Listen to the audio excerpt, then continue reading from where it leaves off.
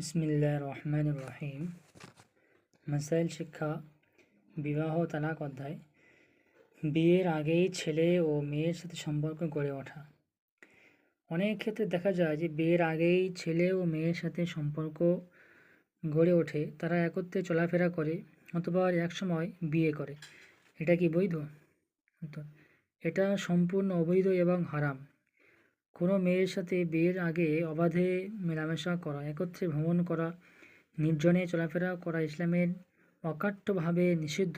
ইসলামের শুধু বিয়ের জন্য প্রস্তাবিত মেয়েকে দূর থেকে কিংবা কাছে থেকে প্রচলিত উত্তম পন্থায় দেখে নিতে বলেছে এবং শুধু এটাকেই বৈধ করেছে।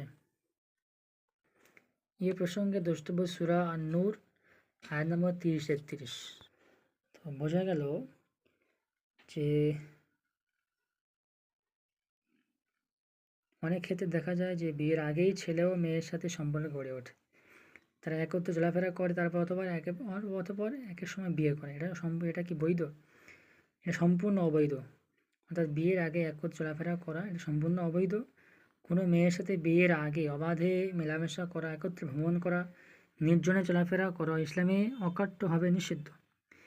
ইসলামে শুধু বিয়ের জন্য প্রস্তাবিত মেয়েকে, বিয়ের জন্য প্রস্তাবিত যে মেয়েকে বিয়ের জন্য প্রস্তাব দিয়েছে সেই প্রস্তাবিত মেয়েকে দূর থেকে কিংবা কাছে থেকে প্রচলিত উত্তম পন্থায় দেখে নিতে বলেছে।